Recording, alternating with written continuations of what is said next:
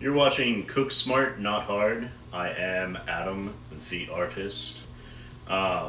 Today we are going to be making a deconstructed ahi tuna ceviche. It's sort of a Yucatanian Japanese fusion dish that I decided to make after I looked what was in the fridge and said, dope. So let's get to the ingredient list.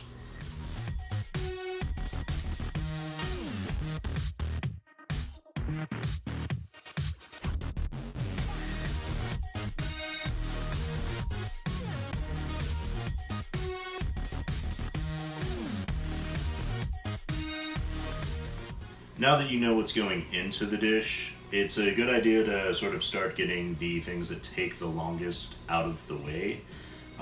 That in this case is obviously going to be the rice, even if you have a rice cooker. I do. That's how I prefer to cook my rice. It's perfect every time. If you can, get a rice cooker. This can be done on the stove as well. So I already have my rice going. After that, what we're going to do is assemble the ceviche itself. It's not going to be the complete ceviche. It's going to be more of like a vegetable and fruit medley with some fucking lime juice. It's going to be delicious. So let's get that started. I think I'm going to need a hand with this. Brandon, will you come over here? Come here. Thanks, dude. Alright, so I just needed a little bit of assistance to make sure that this fish is going to a good place.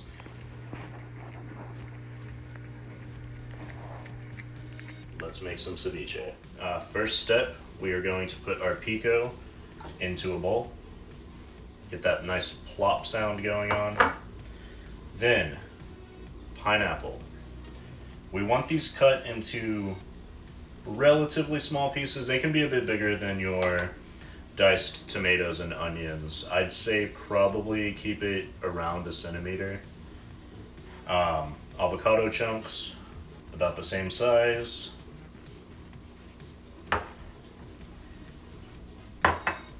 Then garlic. Now we're going to add lime juice. Now keep in mind there is already lime juice in my ceviche, so I'm going to use a little less than you probably will in yours. And we want to season it pretty well, so we'll do some black pepper.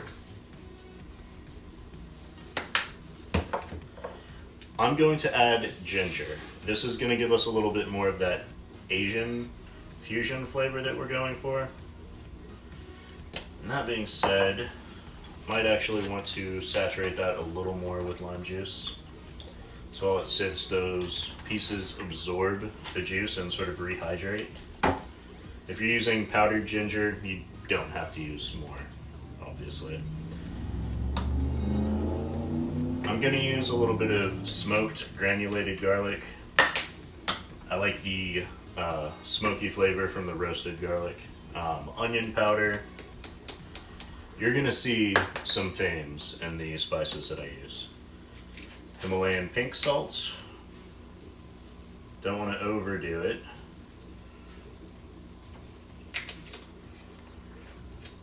And then we're gonna use a little bit of sriracha, again to sort of tie that Asian pepper garlic flavor in with our jalapeno spice. And then also, to sort of give a little bit more acidity to it, we're going to use rice vinegar, and that's also going to blend these two flavor profiles we're going for. Do not use too much, just to give us a little bit of that bite. Now we're going to mix it up gently because we don't want the avocado to become a goop. And then we're going to throw this bitch into that bitch. That bitch is a refrigerator. And let all the juices absorb and sort of emulsify. Not emulsify, that's a different thing. But make up your own word and know that you know what I mean, and don't worry about what I'm saying, because that's not important.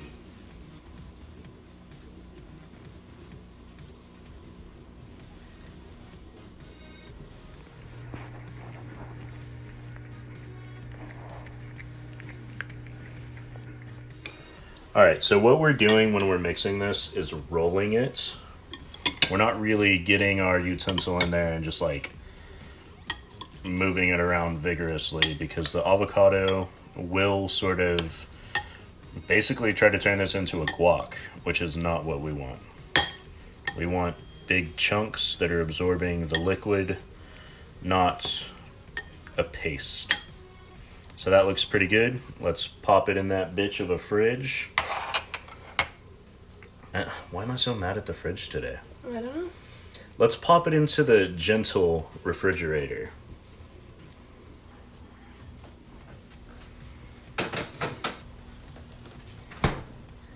Oh, hi.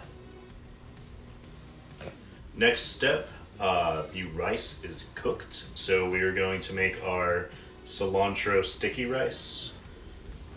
We've got our cooked rice here. And we've got our cilantro here. We're gonna throw this shit in that shit.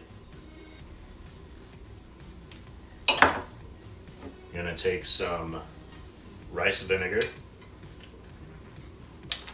We're gonna pour, say, about an eighth of a cup to a quarter cup. Again, you know I don't measure, but you do want to be a little sparing with the rice vinegar because it can get a little too sticky, and that flavor is one that can get overpowering a little fast if you're not like making a very, very like Thai sauce with a lot of that bitter or even pungent flavor that you look for sometimes. Alright, so we're just going to mix that up really well. Then we're going to add some lime juice.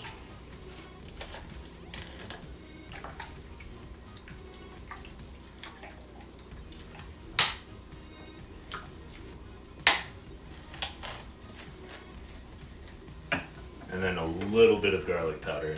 We don't want to overpower it.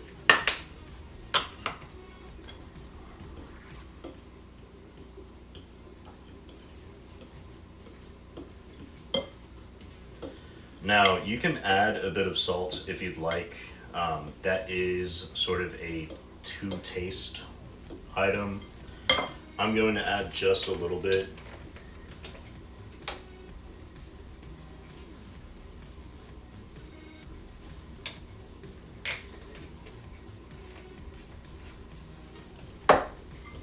And just mix it up really well.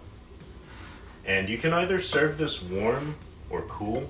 I like it cold, sticky rice myself. And for the purpose of this dish, we are going to serve it cold. So we will put it in the bitch of a refrigerator that really didn't do anything to hurt my feelings. I'm just abusive for no reason. And we'll let it chill. So let's get that done.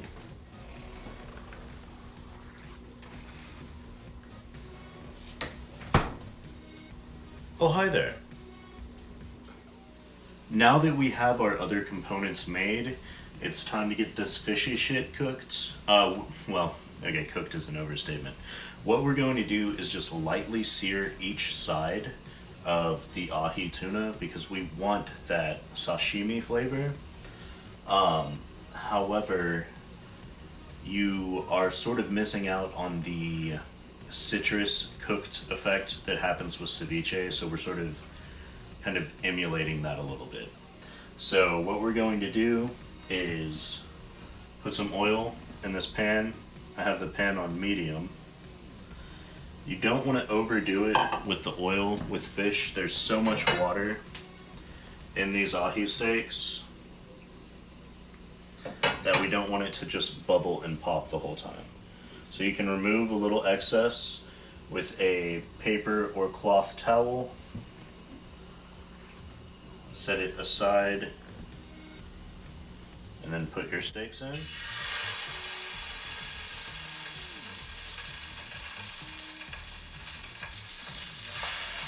Again, we're going for a very light external sear. And then afterwards, we're going to lightly sprinkle them with some lime juice and some lemon pepper.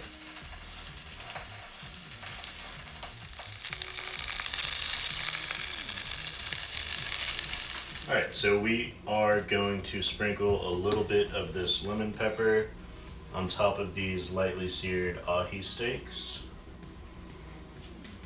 A little bit of lime juice.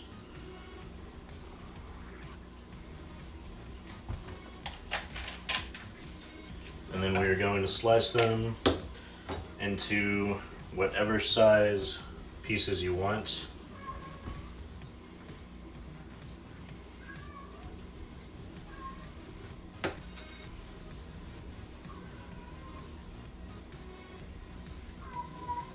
I just sharpened this knife and it is not sharp enough. Always use a very, very sharp knife. I would normally recommend going with a diagonal cut. It is the Japanese way. But since this is more of a fusion dish and I'm going to plate it my own way, I'm cutting it in an abnormal way. You do what you want, it's your food. A lot of this shit doesn't affect the flavor, and the flavor is really what we're after. I fucked up, and when you cut an ugly piece of fish, you've got to get rid of it. My trash can's full, so I've got a better idea. Bran, come here. John, come here, fatty. Yeah, you take after me, don't you? Yeah, it's good, dude. You can trust it.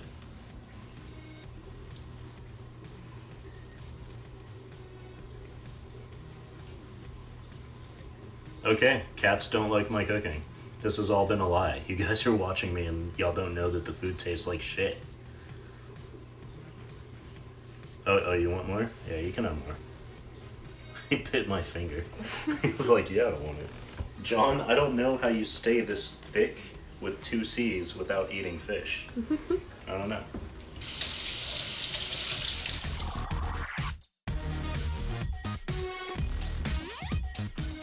Now that all of your components are prepared, it's time to grab that shit and throw it on a plate. Make it look really fucking pretentious. Like, really, really, really lay it on there. You want people to think that it looks like it came out of a fucking 5-star restaurant. So when they taste it, it'll kind of, you know, make up for all the mistakes you made.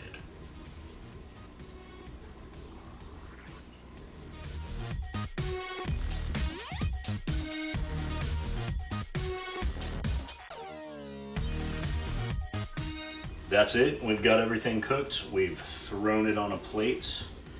I don't know if you think that looks pretty, but more importantly, it tastes dope. I forgot to actually explain this during the video, but between takes, I'm actually tasting. I'm making sure that everything fits the flavor profile that I want. That's the #1 thing you can take away from this, is using your tongue for the food.